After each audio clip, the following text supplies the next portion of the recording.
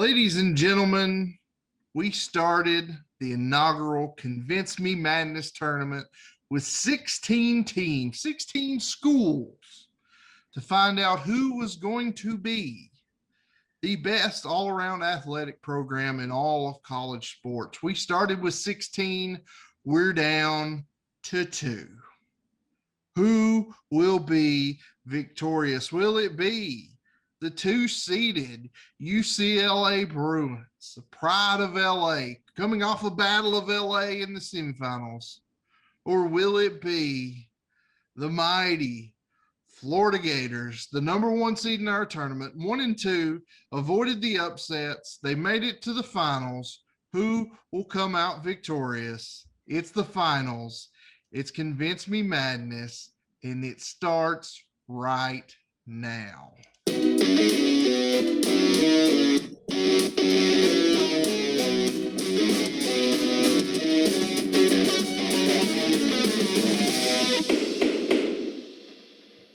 Welcome in, everybody. As always, welcome to Convince Me Show. I am Andy Rutherford, joined by Mr. Brian Bennett, Mr. Casey Elrod. Gentlemen, how goes it?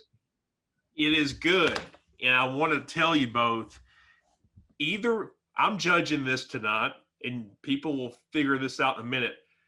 Whoever wins, either one of you can win right now if you sing One Shining Moment.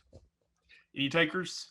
One shining moment, those are the only words I know. Words One shining moment. It was on college basketball, like 2002 or something. I was about to say, it was on one of the college basketball games. So that's the only reason I knew it real good then. But anyway, we're already sidetracked, and we just started. Guys, you missed us last week. We gave you no explanation.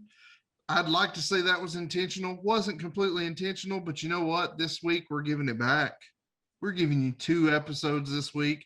And this, if you're hearing it for the first time when it drops, it's Monday, the same day as the NCAA tournament final.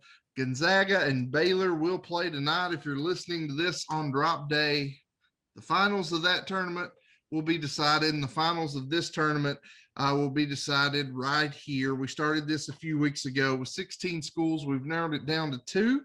And before we get into it, you know what time it is. It's time for our weekly shield, although this week we'll have 2 shields because you get 2 shows. Of course, follow us on all of our socials. Our most active page, facebook.com/Convince Me Show. That's where you're getting a Facebook preview. There's a Facebook preview of this show dropping before the championship game tonight. There will be a Facebook preview of next week's show. Those can be found over at facebook.com/Convince Me Show. Follow us over there, like us over there.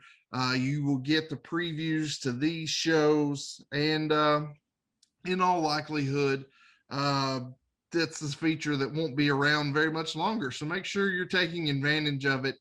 Facebook.com/Convince Me Show. We can also be found on Twitter at Convince Me Show. Occasionally we drop polls. We let you guys pick the topics. When we do that, the poll will be found over on Twitter at Convince Me Show. As a matter of fact, the genre of this tournament was determined by a poll over on Twitter. So go check us out over there. If you're going to follow us on Facebook, you're going to follow us on Twitter, you might as well jump on the gram.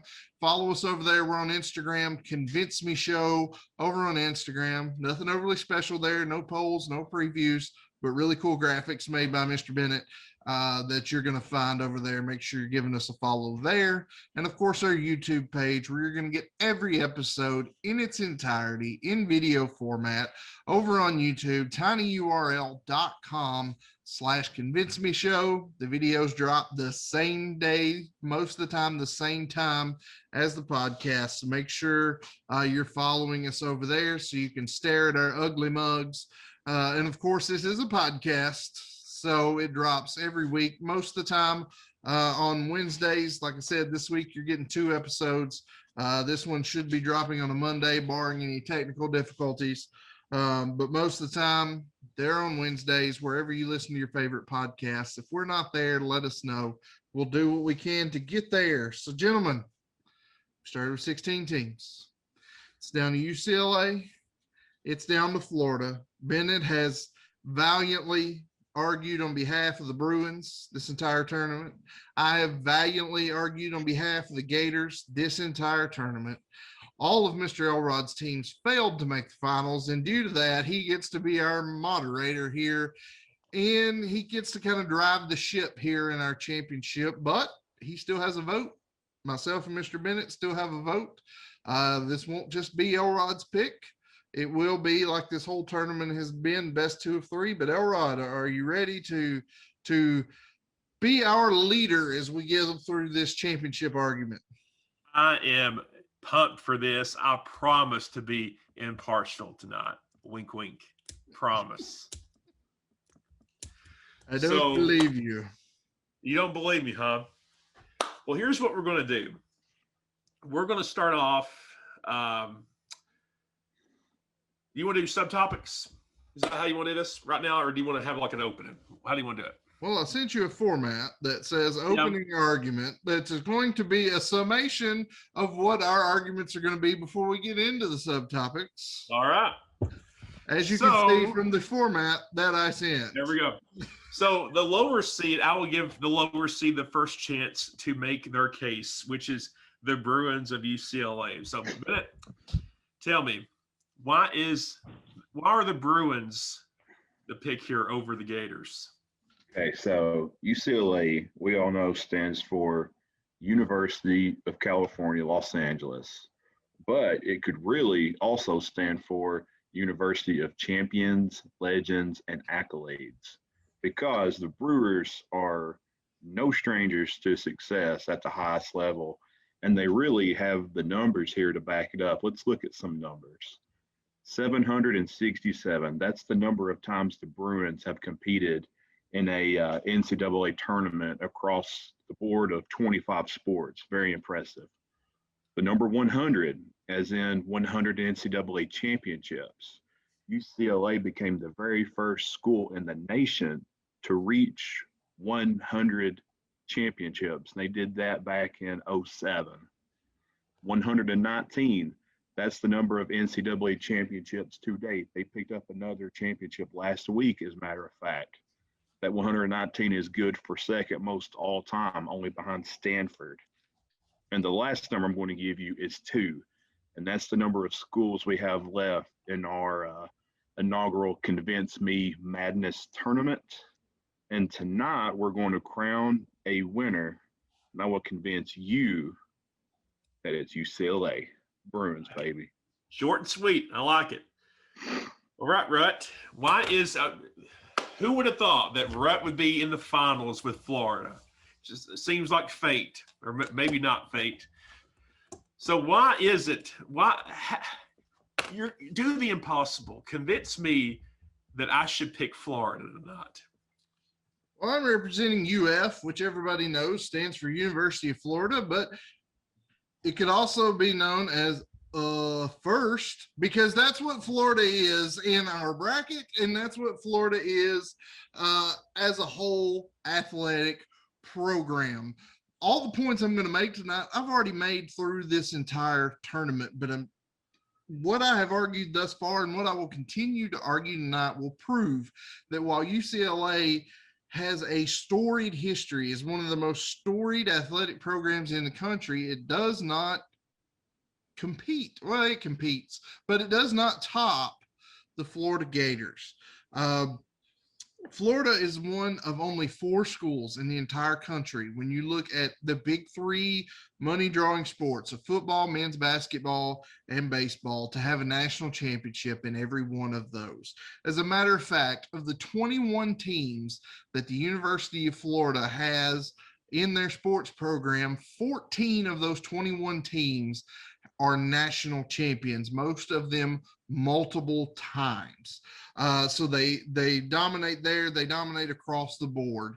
Every year since 1983, the National Association of College Directors of Athletics have recognized Florida in the top 10 best overall athletic programs every single year since 1983.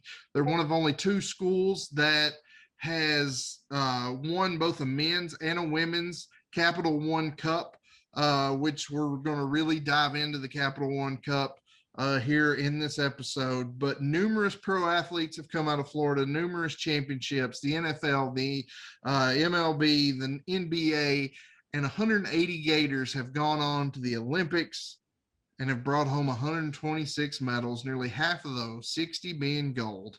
What I'm going to show you tonight is what I'm going to show you what I've shown you all tournament, and that is the Florida Gators are the best athletic program in this country, top to bottom.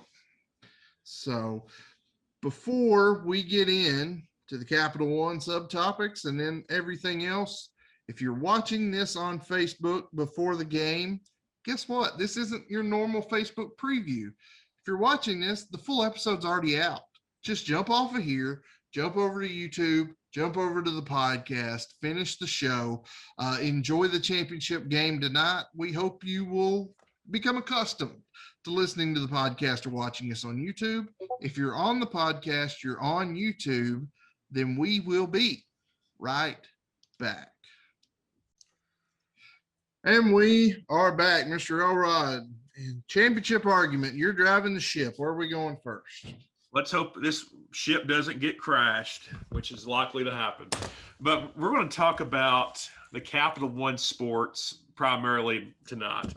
And people that haven't watched, heard the podcast, Capital One sports consist of football, men's basketball, women's basketball, baseball, softball, basically any sport that generates revenue for a university, not cricket or anything like lacrosse. So we're going to start off tonight by talking about football. Football is the money sport. I've made the argument it's the most important sport, but, I don't have anybody arguing tonight. So we'll see. When we talk about football in any of these sports, I want to hear about the history of the program, any championships they've won, some pros that I may be knowledgeable about, and the highlights of that particular program. So I'm going to start off with you, Rod. Tell me about Florida football.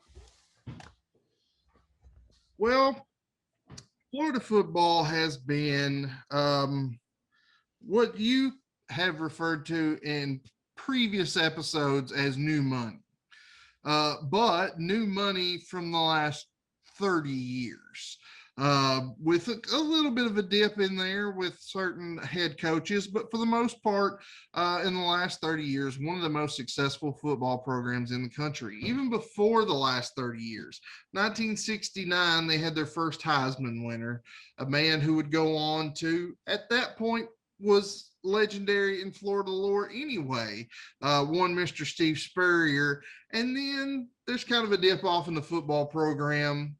The NFL all-time leading rusher played there in the 80s. That was cool. But then that Mr. Spurrier came back to Florida and established a dominance that has lasted for this long. There have been down years, but even the last, not this year, but the couple of years before, Florida has been in the New Year's Six Bowls. They were close to a playoff run this last year.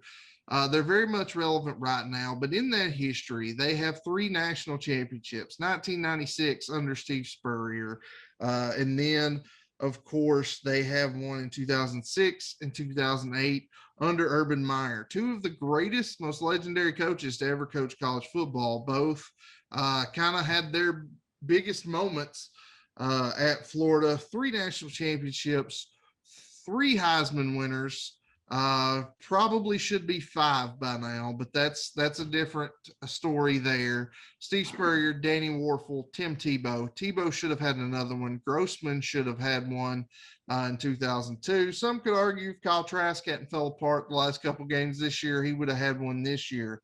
But if you want to look at notable pros, NFL all-time leading rusher Emmitt Smith, Hall of Fame defensive end Jack Youngblood. There's been a lot of royalty come through Florida, and they're a team that are new money, but that new money for the last 30 years, they've been consistently one of the top football programs in the country. New money Gators. All right. Bennett, talk to me about the UCLA football program. Yeah, so when you think of UCLA, football doesn't really jump out at you. You know, that's not really what they're known for. It's not really their bread and butter, but really the football team has really enjoyed success for the last 100 years. They've ranked in the top 10 at least once in every decade, dating all the way back to the 1930s. They've won 17 conference championships, and they also have won national championship. I think a lot of people don't realize. They've played in 36 bowl games, and really I guess the height of their competitiveness was in the 80s and 90s when they were in 13 bowl games, and they set an NCAA record with 8 consecutive bowl wins during that time. Some of the notable alumni that have came out of UCLA was Troy Aikman, of course, Randy Cross, Kenny Easley, Jonathan Ogden, Maurice Jones-Drew, and also Jackie Robinson played a little bit of football during his time there as well. Also, there's some current NFL stars that have come out of UCLA, a lot of linebackers too. You look at this list: Anthony Barr, Eric Kendricks, Jayon Brown, all 3 very good linebackers in the NFL right now. Also, Mercedes Lewis from UCLA. They've produced surprisingly 28 first-round picks over the years. They've had 30 consensus All-Americans. They did have 1 Heisman, and they've had multiple major award winners, mostly from these guys I talked about. I just don't really have enough time to go through the entire list. But, yeah, when you look at it, you don't think of UCLA as a football school, but they've been very well respected over the last 90, 100 years or so. Right. I'm going back to you. We're going to switch gears to men's basketball. This is a very difficult subcategory for your Gators because this is when you look at the Bruins. So tell me why Florida, or maybe you can't tell me how Florida is better than UCLA in terms of this. Well, if we look at it historically throughout the history of the basketball programs, sure, Florida, I bow out.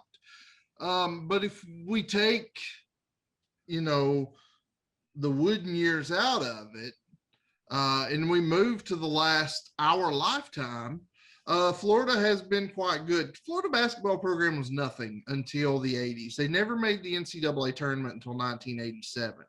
But since that time, in the last 33 years, they've made the tournament 23 times out of 33 years. So they've only missed the tournament 10 times in that time frame. They've won 7 conference championship regular seasons, 4 conference tournaments. But probably let's get into the big categories. Let's get into Final Fours. This is a team that's been to the Final Four 5 different occasions. 94, 2000, 06, 07, 2014. Talk about 2014. 2014 was the 4th year in a row that Florida had made the Elite 8 and came up short in the Elite 8 3 years in a row, finally made the Final Four in 2014. They were the runner-up in 2000 under a young kid at the helm, the head coach, Billy Donovan, who went on to coach there for many, many more years. And in those many, many more years, collected 2 national championships, back-to-back championships in 06 and 07, a team with no expectation, and then a team with every expectation, and won championships with them both. And as a matter of fact, from that team, 3 guys became the first school in history to have 3 guys drafted in the NBA draft in the top 10 from the same team. Came from that 06 and 07 team with Horford, with Noah, with Brewer. And if you want to look at head-to-head, The only time these two teams have faced, Florida and UCLA, in the national championship was 2007. And who came out on top of that? The Florida Gators came out on top of that. So if you want to look at historically and go in your way back Bill Walton time machine, sure, it's UCLA hands down. But what have you done for me lately? There's an argument for the Florida Gators. Okay.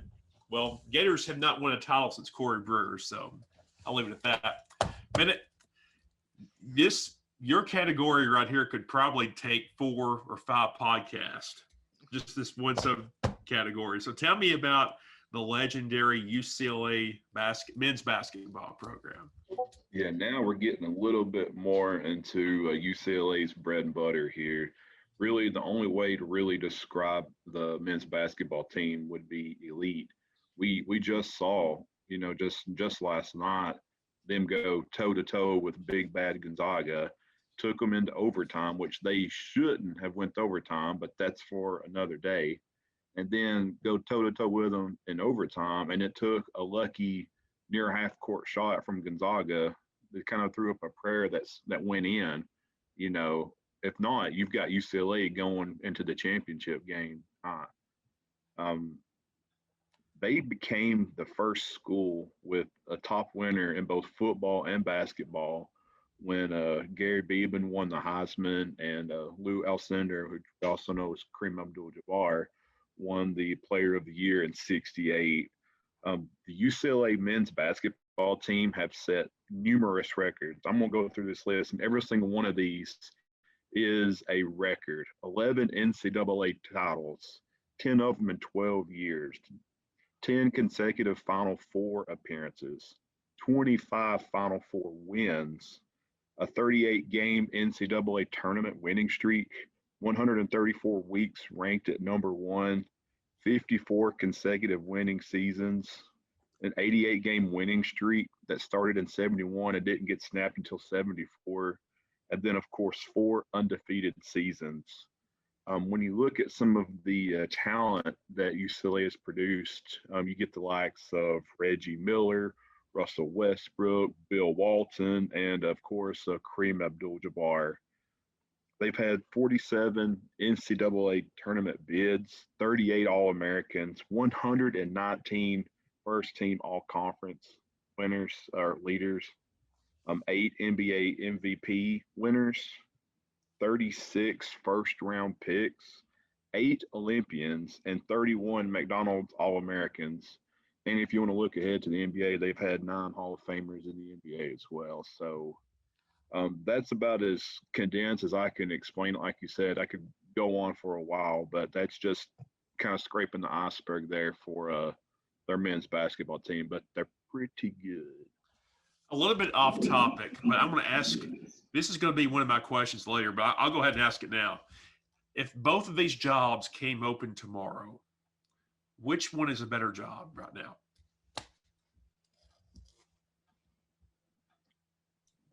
Honestly, I think they're kind of even right now. And I wish the Florida job would come open tomorrow, personally.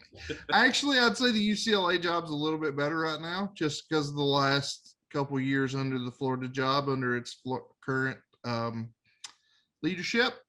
But that's another story for another day that I won't get into.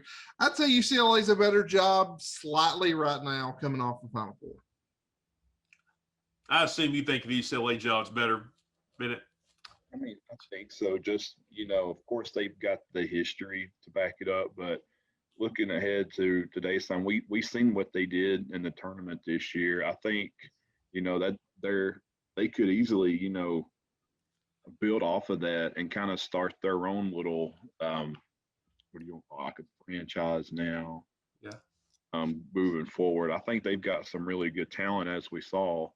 So, as long as these guys stick around and don't do the one and done, and a lot of the other players are going to see what UCLA is doing. I think that's going to draw a lot more talent. So, I think they do have some steam. If it was up to me, I would definitely probably go UCLA. Okay. We're going to stick with basketball, but we're going to flip it to women's basketball. Rhett, tell me about the Lady Gators or the women's program there in Florida. Well, when we look at the Capital One sports, those 5 sports, Florida is what I would consider historically over the last 20, 30 years, elite in 4 of them. The one they are not would be women's basketball. It has not been a team that's been overly successful, but they have been successful.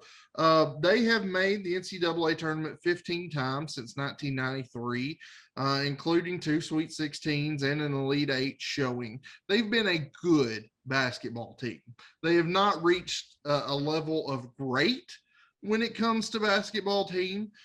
They've not reached the level of great when we look at what these other Florida sports have done. They are, I said 14 of 21 teams on campus have won national championships. This is one of the 7 that hasn't. So it doesn't necessarily meet that Gator standard of history of excellence, but still they've historically been a good team. But they're not a great team. But you also have to factor in some of the teams they have to play every single year. Throughout, the Lady Vols, when the Lady Vols were when it was, Tennessee and UConn every year, Florida had to play them twice a year. There have been other successful women's basketball teams coming out of the SEC. Kentucky's been good. South Carolina's been good. Florida has to play them every year. And when you're a good team and not a great team, those aren't games you're going to win. And that's going to overall hurt your record, hurt your chances when it comes tournament time. So they've been good. They've not been great. And I won't make an argument otherwise. There we go. Simple enough. Bennett, tell me about the UCLA women's program, basketball. Yeah, I'd say that their women's basketball program is pretty much on par with Florida. Neither one of these schools really just leap off the page and separate themselves from one another. The women's basketball team, they were established. They're pretty, I'd say, a semi new organization in UCLA. They were established in '74, and they didn't really join the NCAA until 1984. Before that, they were in the AIAW, which is the Association for Intercollegiate Athletics for Women. They made 7 straight appearances in the AIAW that I just mentioned, from '75 through '81. And they had 2 Final Fours and 1 championship while they were in that organization. Then they did, like I said, they jumped over to NCAA in '84. They haven't really, done anything that just makes you think, wow, this is such an awesome school. But, they have here recently, I'd say they've picked up some steam. They've made 17 NCAA appearances, and they've made 5 in a row. Going back to 2016, 2017, 2018, 2019. Of course, we didn't have anything in 2020, but they made it again this year in 2021. They've made the Elite 8 twice in '99 and also in 2018. In the 2014-2015 season, they were your WNIT champions. And if you look as recently as this year, they made it all the way to the Sweet 16. So, like I said, not just a super awesome program yet, but if you look, I can definitely see them in the future maybe making another run at an Elite 8 or catch on fire and get into the Final Four or compete for a championship. I think they're right there on the cusp. If they could just get over that hurdle there. All right. Well, we've talked about football. We've talked about the round ball. We're going to talk about baseball now. And I'm going to start off with you, Bennett. Tell me about the UCLA baseball program. Yeah, the UCLA baseball program. It's a great program. They've made 5 trips to the College World Series, and they actually won it back in 2013, and came real close to winning the second one in 2010. They were your runner up that year. They've made 23 NCAA tournament appearances, and during that time claimed 10 conference championships as well.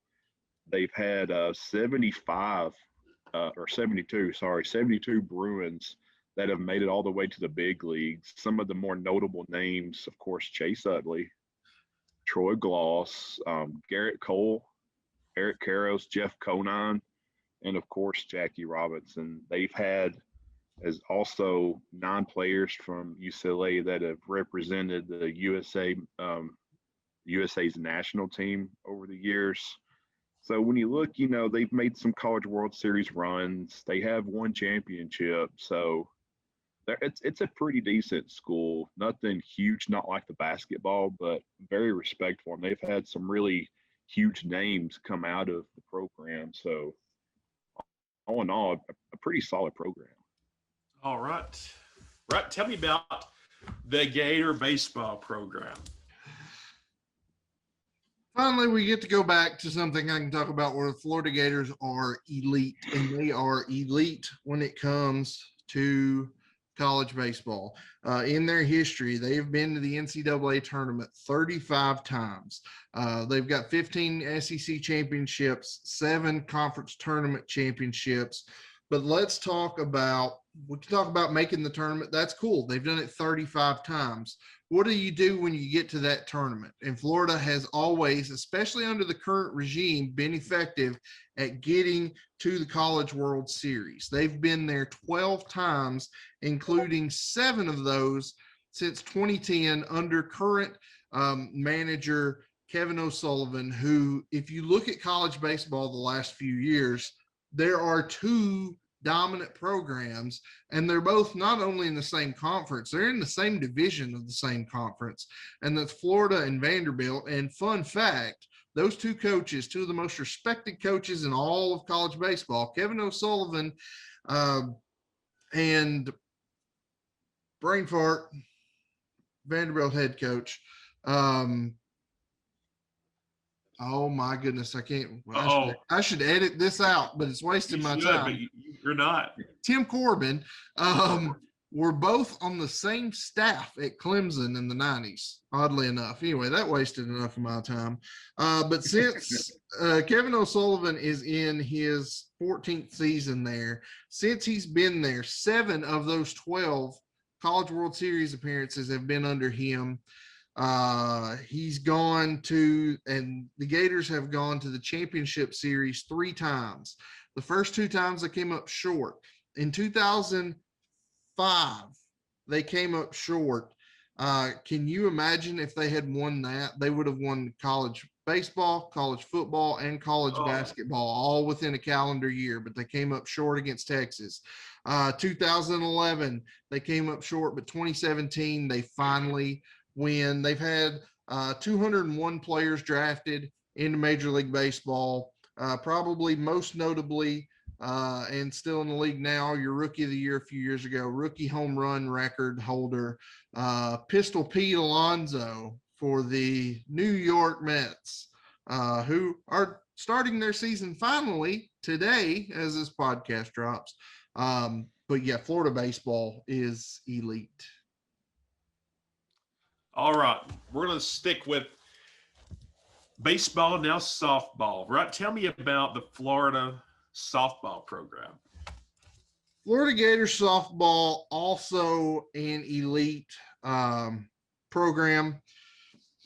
They're one of those perennial teams that you're going to see there. They have won. They've won-upped the men's team. They've won up the baseball team. They don't only have 1 championship, they have 2, and actually won those back-to-back in 2014 and 2015 with one of the all-time best college softball pitchers, Hannah Rogers, at the helm on both of those. They have been to the championship series 5 times.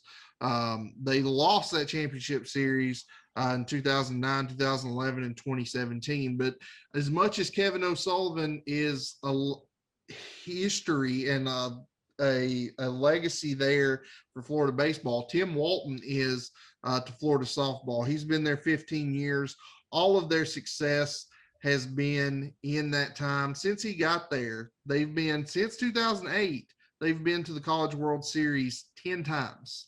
10 times in the last 13 years. They're perennially there at the end. Like I said, 2 championships, 3 runners up in that time frame. They're elite. There are a handful of college softball teams that you can expect to see there in the Women's College World Series every year, and Florida's one of them. All right. Rounding out the Capital One Cup sports, Bennett, tell me about UCLA's softball team. I would be glad to tell you about UCLA women's softball. This is where the women shine. The men shine in basketball. The women really shine in softball. If you're an aspiring softball athlete and you want to win, you want to go to UCLA. It's one of the most decorated programs in NCAA history, at least for softball, and I would dare say probably across all sports if you look at it. They've dominated against other top programs like Arizona. They're 92-59 over them. Washington, another great softball team. They're 62-35 over them.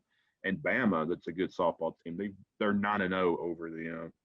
They held many records. All of these are records. 187 NCAA tournament wins, record. 22 championship appearances, record. 29 women's college World Series appearances, that's a record. 13 women's college World Series championships. That leads all schools. And they have 7 runner-up titles, or 7-time runner-up as well.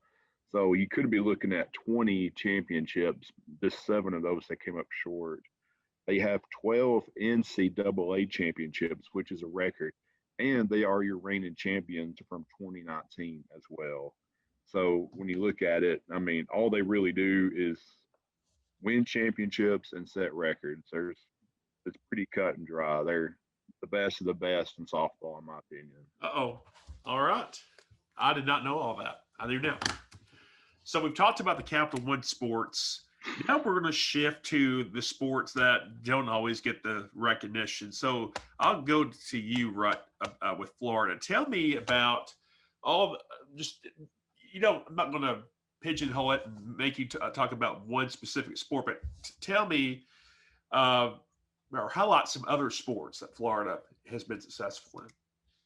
Sure. Like I mentioned, of the non-Capital One sports, of the 16 non-Capital One sports on Florida's campus, 10 of them have won national championships. The men's golf team has 4 national championships as a team, 2 individual national champions, including 2014 Tour Championship and FedEx Cup winner, Mr. Billy Horschel. When you look at the men's indoor track and field, 5 national championships. Men's outdoor track and field, 4 national championships. You look at the swimming and diving team, 2 national championships, and produced one of the most decorated Olympians of all time in Ryan Lochte. If there hadn't been that Phelps guy, Lochte would be the face of American swimming. And probably the face of it for not always the right reasons out of the water. But, he had a little incident there in Brazil. But when you get him in the water, he's he's an Olympic gold medalist. When you look at the women's side, golf has won 2 national championships, 1 individual championship. The women's gymnastic team won 3 consecutive NCAA championships in 2013, 14, and 15. They had a little dynasty there of their own. Women's indoor track and field has a national championship. Women's soccer has a national championship. And the face of women's soccer in this country and arguably the world, Abby Wambach, was a Florida Gator. She is the most decorated women's soccer player of all time. She, of course, comes from the Florida program, swimming and diving team, several gold medalists to come out of that team in 3 national championships, including Dara Torres, who's a 4-time Olympic gold medalist. But maybe the most successful team on Florida's campus is their women's tennis team with 7 national championships since 1992. They've won 7 national championships and won 4 individual national championships. So 10 of 16, over 50% of the non-Capital One sports on Florida's campus are national championship teams. All right. Bennett, take us home. Tell me about the other sports that we haven't talked about for UCLA. So let's look at the men's first for non-Capital One sports. If you take all of their championships and add them up, you have 64 championships for the men's. Let's look at golf. They have 2 championships. Gymnastics, 2 championships. Outdoor track and field, 8 championships. 1 in swimming, 4 in soccer. And here's where they really shine. Water polo, 12 championships. Tennis, 16. And volleyball, 19. I'm not really up on men's volleyball at the collegiate level, so I'm not sure if there's any school that has more than 19, but 19 championships is a lot. Have had volleyball be one of the Capital One sports, generates a lot of revenue, and they have 19 championships. You're talking about, really putting UCLA over the edge there. Think about if they had 19 football championships or 19 baseball championships. They almost have 19 basketball championships, but so that's really impressive. On the women's side, they also have 28 national championships to add. Their beach volleyball, their indoor track and field, and their tennis, they all have 2 championships apiece. Soccer has 1, golf has 3, gymnastics has 7, volleyball has 4, and their water polo has 7. So you add all those up between the men's and the women's, and there's 92 championships. So even outside of the big 5, they really, really shine. And here is a little added bonus too. I don't know if you gentlemen knew this, but there is badminton played at the college level, and the UCLA men's have 3 championships, national championships in badminton. I would love to play badminton on a college level and win a championship. And the women also have 1 championship in badminton. I just thought that was so cool. It's not really technically even I guess it's kind of a non-Capital One sport, but it's not really recognized on the NCAA level. But that to me was just awesome. I had to put it in there. Well, it's over now. If you have the badminton championships, this thing is completely over. How cool would it be to play badminton on the college level and win a championship? Can you imagine getting a scholarship to play badminton? How great that would be. How cool is that?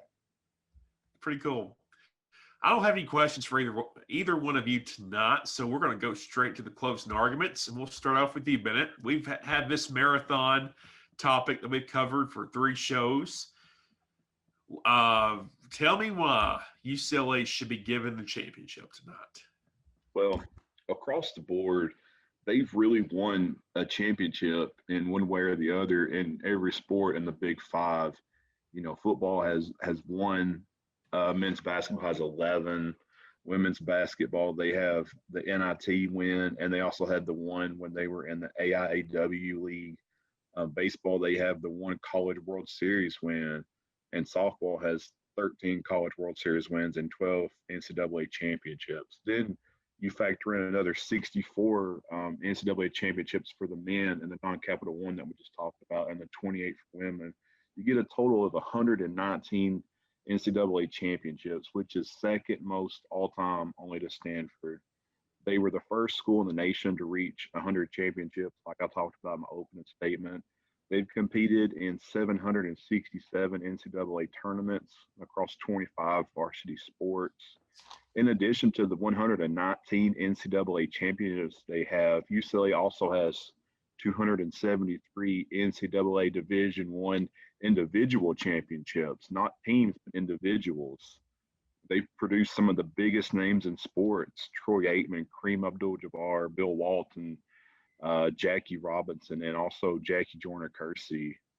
Let's talk a little bit about Olympics. They've also represented the United States very well at the Olympics. In 2004, the Bruins sent 56 athletes, more than any other university in the country, to Athens. And in 2008, the Bruins won 15 medals just that year alone.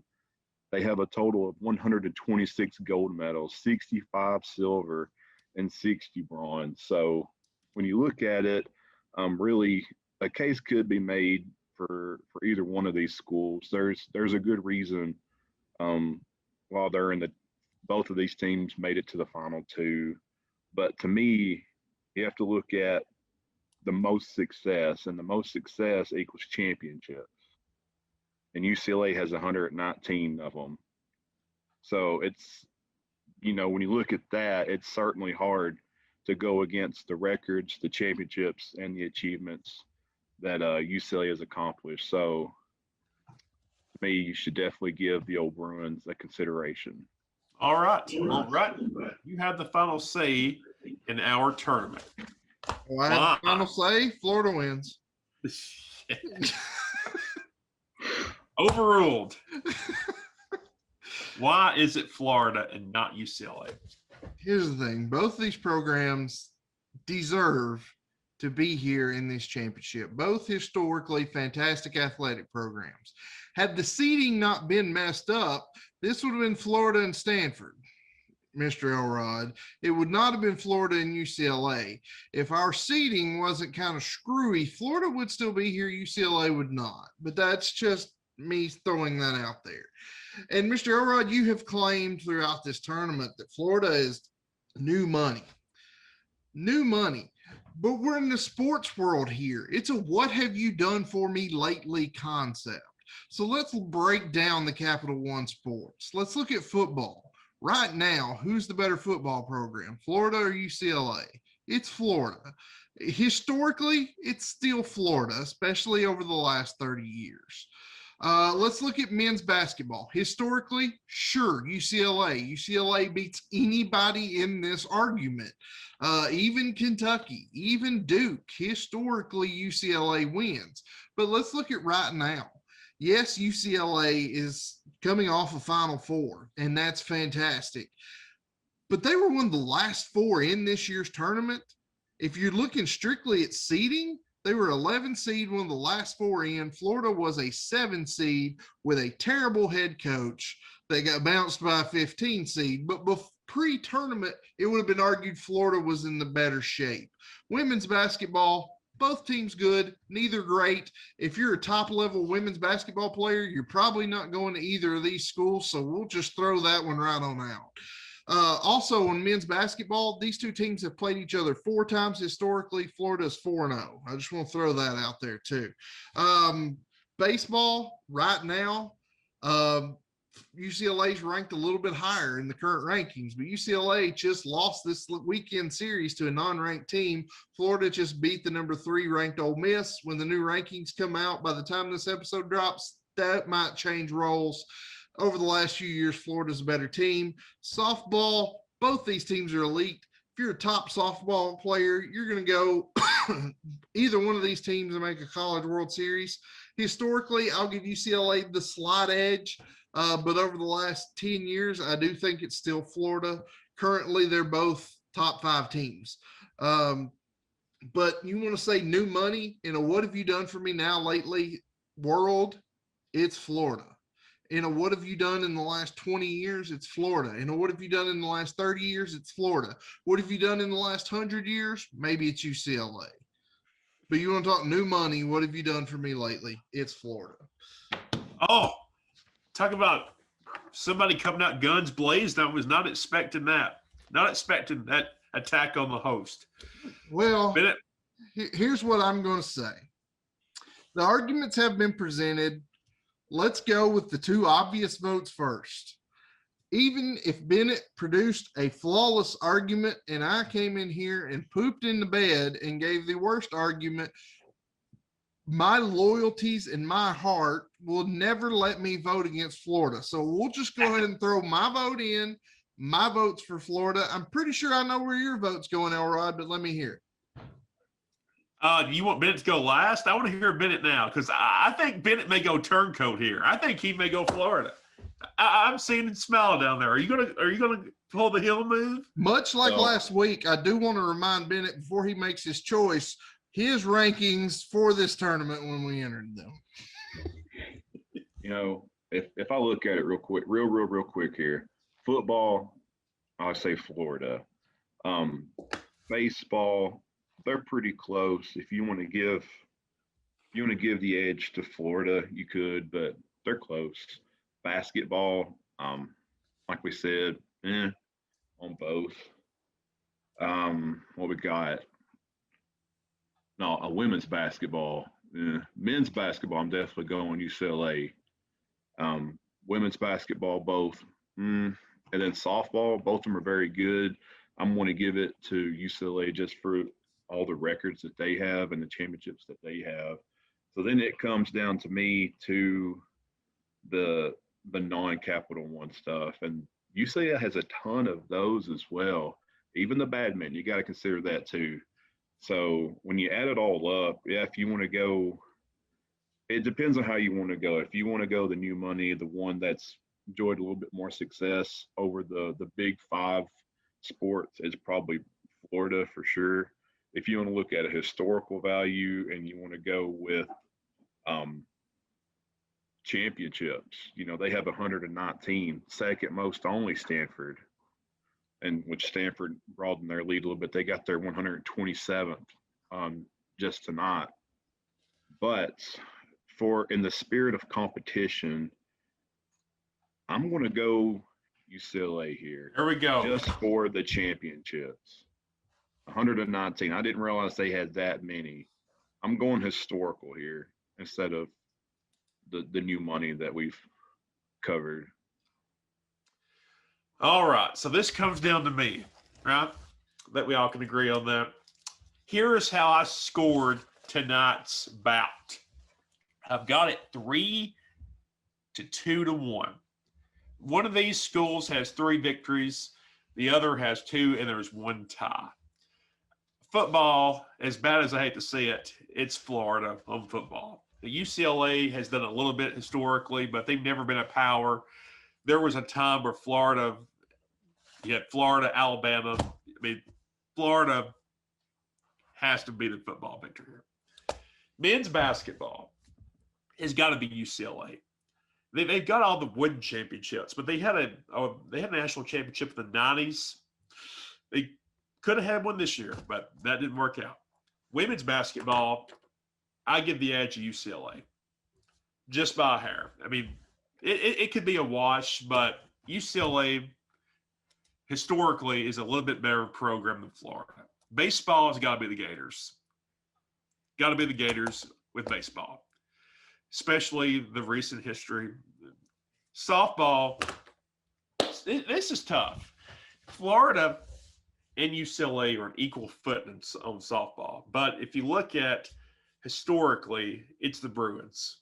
I don't think there's any doubt. If you look at the historical concept, it's the Bruins. And everything else,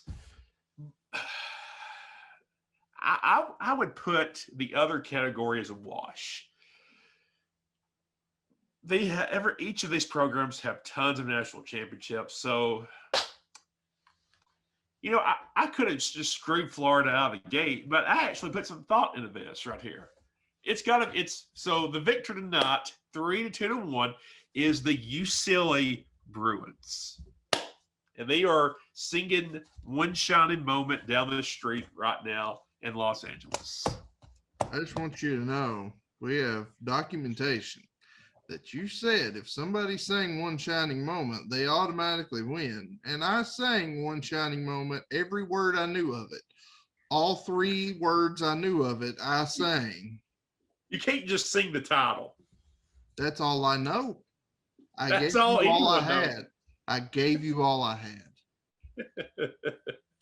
It's just that is crazy. the judgment. The judgment is final. It is the UCLA Bruins over the Florida Gators pulling the upset in the championship game. It's crazy to me that Stanford, this should have been Florida and Stanford. But Florida beat Stanford in the semifinals, but they're going to lose to UCLA, who probably would have lost to Stanford in the semifinals. The way it works, the favorite doesn't. I mean, the underdog sometimes wins it all. That's what happened tonight. Well, I'm not happy with this result, but it is what it is. And the winner of the first ever Convince Me Madness tournament, the best overall athletic program as deemed by us 3 yahoos by a vote of 2 to 1, is the UCLA Bruins. And I am so disappointed in us right now, but it is what it is. And ladies and I gentlemen, feel like timeout. I feel like Will Muschamp in Neyland Stadium in 2013, I think it was. All these disappointed people going home. Love it. Love it. I'm just as shocked with the end results as y'all are. I think a lot of these categories were super close. I think the only thing that gives them that edge is those 3 titles in badminton. That I think that was the pushover. That's what put it over the top for me. I couldn't compete. How do you top that? You can't. 3 Heisman winners, 3 badminton championships. Water polo. UCLA has a Heisman one. Yeah. I don't think Florida even has a badminton team, so I can't counter. And see, I didn't even know that was even a thing in college in the United States. All right, Yeah, ladies and since they've gentlemen. got 3, I'm going to go ahead and say they're the best in the country since I know nothing otherwise. I have no information to argue anything opposite to that. So UCLA, The Bruins. Florida's DBU, they produce, defensive backs. Penn State's linebacker U, they produce linebackers. UCLA's badminton U. It is what it is. And some decent linebackers. Yeah. There's a few. But anyway, that'll wrap up our Convince Me Madness tournament. That'll wrap up the first episode you're getting this week.